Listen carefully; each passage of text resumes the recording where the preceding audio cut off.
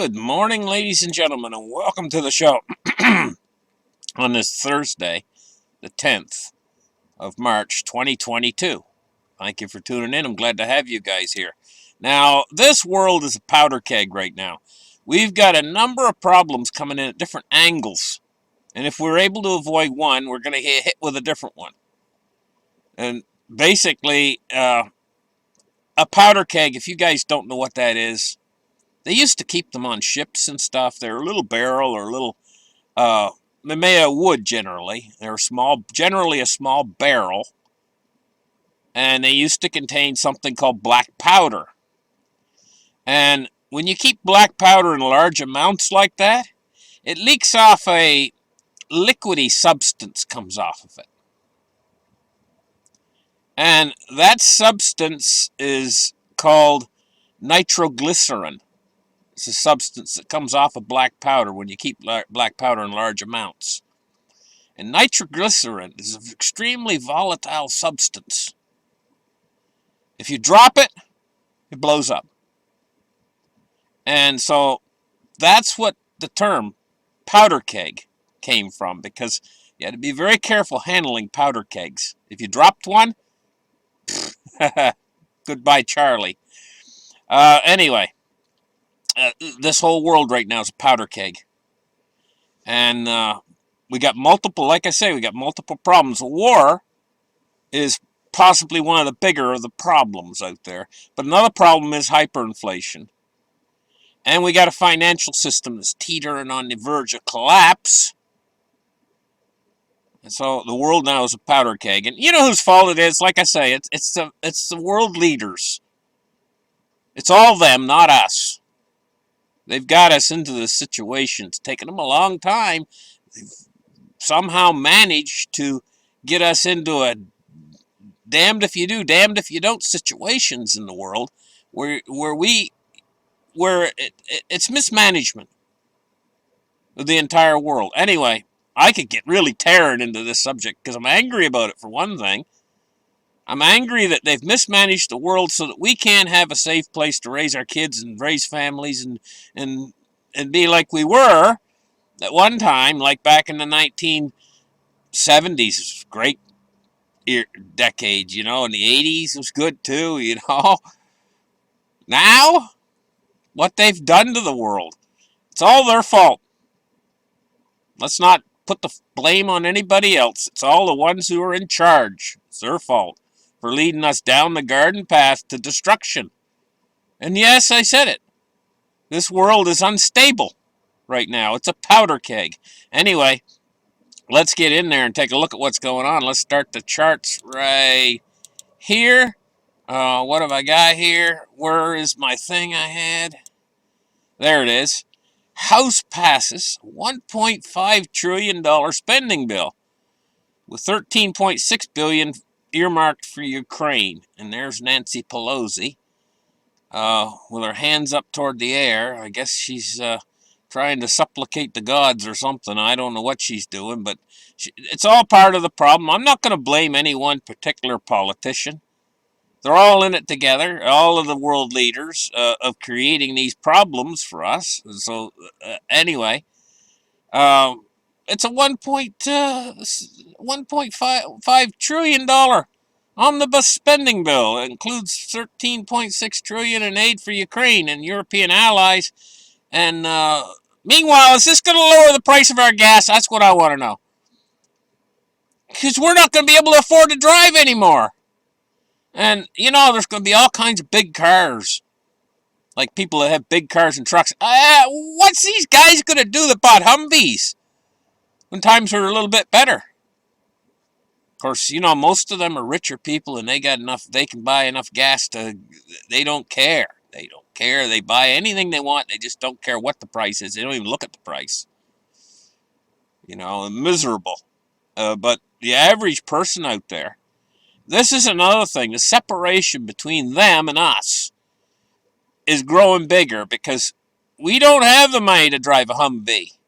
I'm sorry, but or a Cadillac Escalade or anything like that with all the gold trim on it and all this kind of garbage and their funky jewelry they got, big rings and gobs of gold hanging off of them and everything else, and the really rich ones though. Those are the medium class rich ones. The really rich, stinking rich ones. They just drive in a rental car or whatever. You don't know they got the money. Howard Hughes for a long time was one of the richest men on earth. And he used to just drive an old clunker.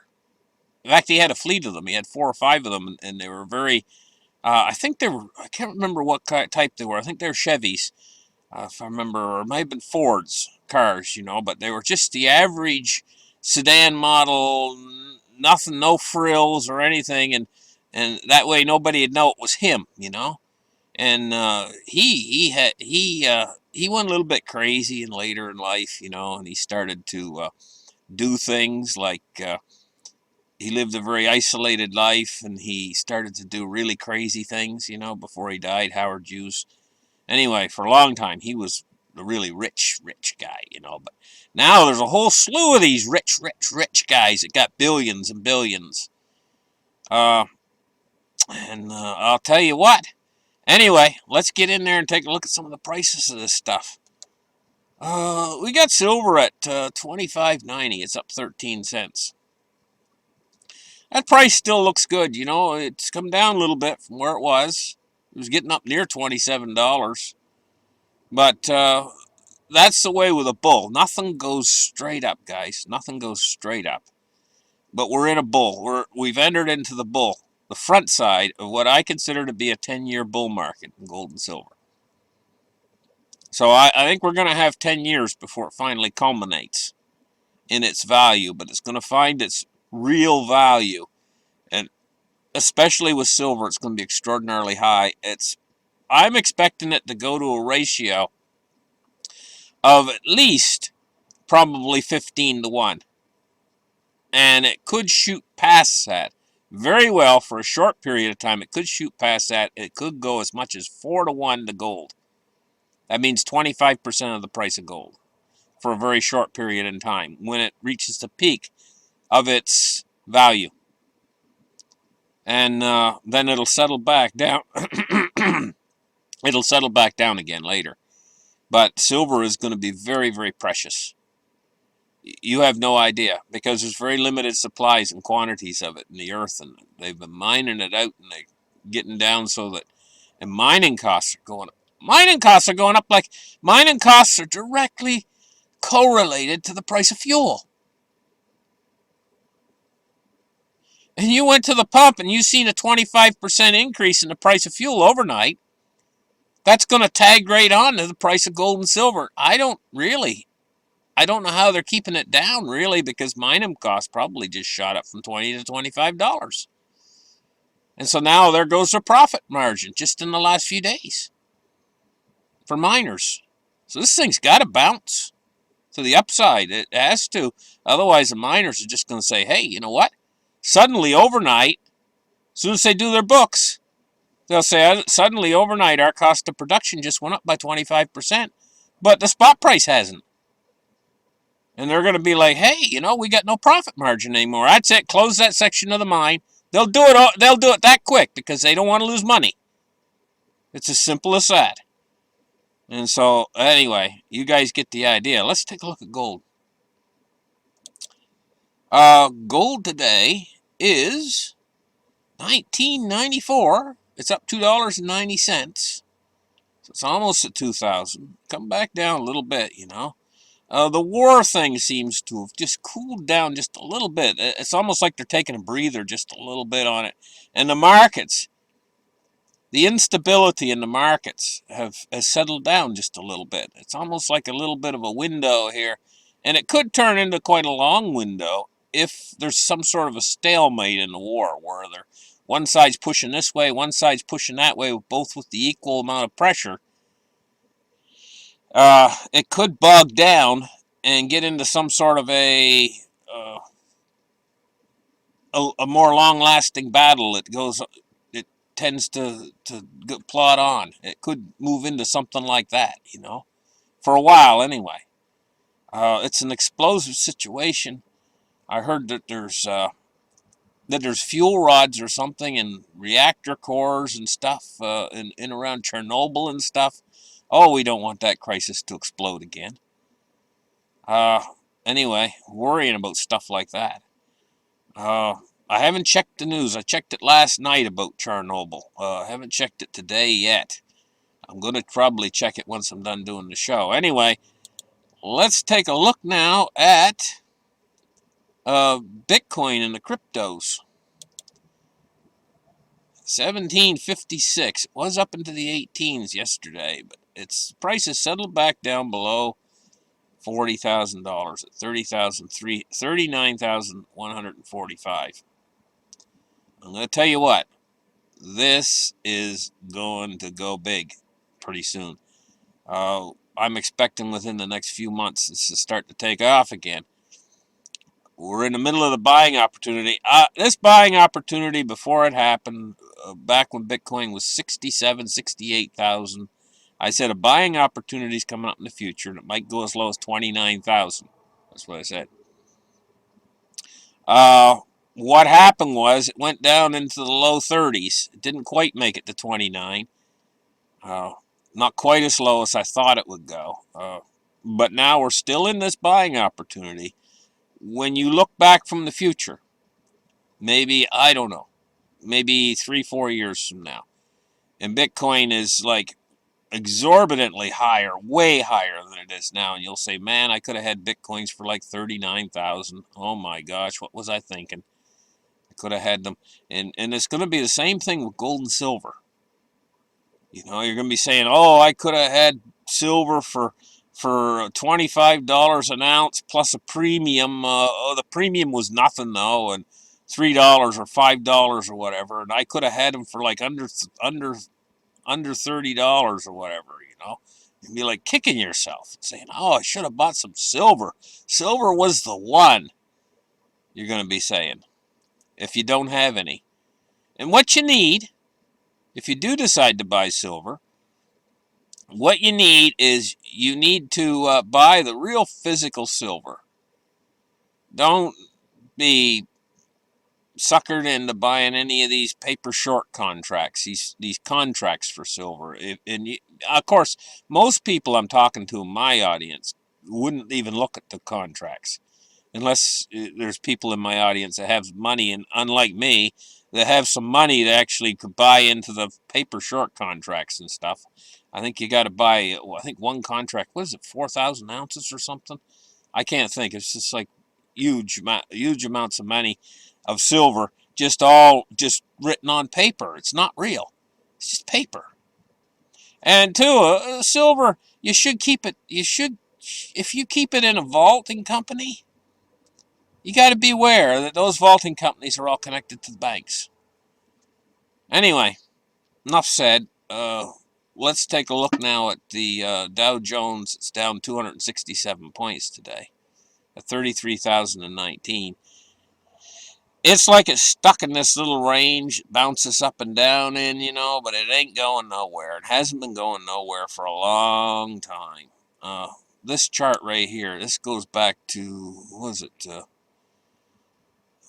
it really hasn't went anywhere, going all the way back for the longest time. It hasn't went anywhere. So the market's peaked for now. Now it could go someplace. Once we start to get past the acceleration phase of a hyperinflation, and guys, I know these guys out there are saying we're in a hyperinflation right now. We're not. We're not. We're in stagflation right now. But the stagflation, if things keep going, more of these spending bills, like I told you about, the stagflation will start to slowly turn into what's called the acceleration phase of the hyperinflation.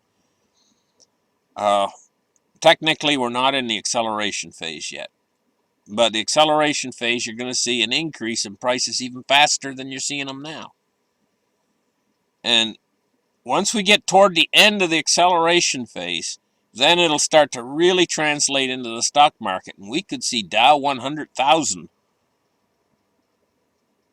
but it's going to be worthless because the dollar ultimately and the other fiat currencies are going to zero. And a billion times zero is still zero. And ultimately, that's where the hyperinflation is going to lead us. It's going to be a rapidly moving hyperinflation. The initial stages of the hyperinflation could include what's called a crack-up boom, which is things start to pick up a little bit because of all the new money printing. But in this case, I don't know. The economy and the world is in such bad shape, we might not even have a crack-up boom. We might just move right into hyperinflation, which is going to destroy everybody's purchasing power and create poverty on a massive scale, unprecedented. How much can the people take of basically being robbed in broad daylight by their leaders? Robbed and used as fodder. How much can they take of this stuff, before finally the people say, okay, that's enough. We've had enough of you guys. We've had enough of your crap. I'm just sitting back here watching. I'm saying, how much? How much are they willing to take? How much? And myself, I mean, you think I'm getting off scot-free? No way. I mean, I'm just being crushed by it just like all the rest of you guys. It's crushing all of us like it's like a steamroller rolling over all of us. And it's all them doing it to us. And what do we do in return? Oh, we laud them. We say how great they are. Oh, wonderful, glorious leader. Thank you very much as we bend down in front of them and kiss their feet. What can we do for you, great, glorious leaders? I mean, how stupid is humanity to give them all this adoration when they're shoving it right to you for all they're worth on the other end? You know? I mean, how stupid is humanity? Can't they see that if humanity had some other way, of dealing with things, things could be so much better for us because they're responsible for taking us down this road that leads ultimately into the mouth of the volcano and down the cliffside into the lava. Lava directly ahead, guys. Lava directly ahead, and they're like herding us down in there, and then you have a step out of line, they poke us with a stick and keep us in line and heading toward the lava. Heading toward the lava pit. You get back in line there. Yeah, yeah.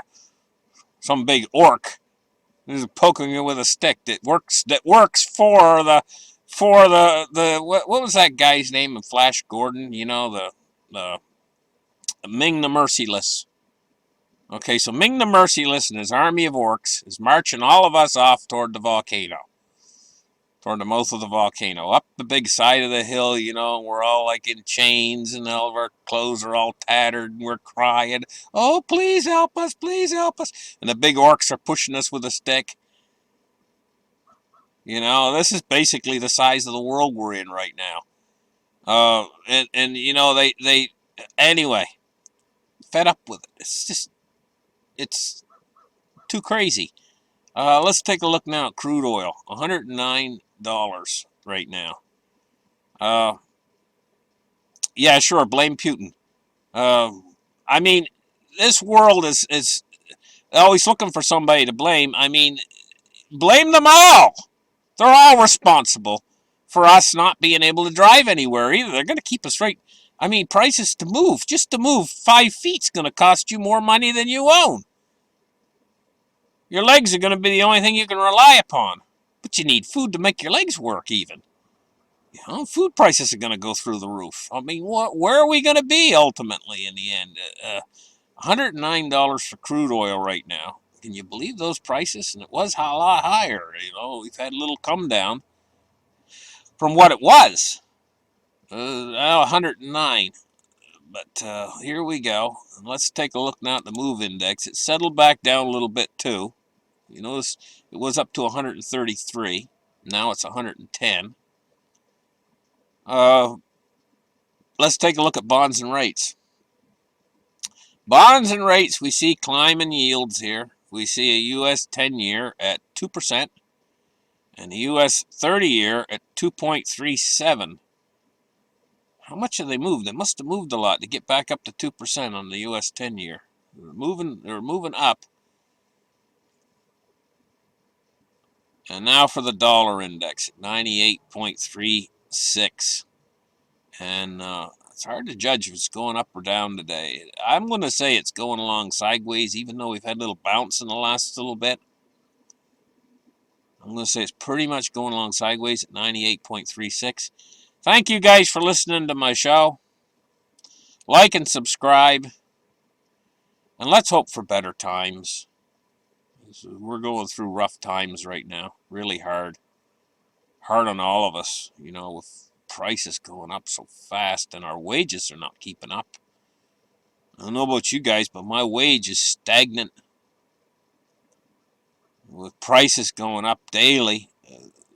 Gas prices jumping by 25% overnight and stuff. I mean, you're just squeaking by.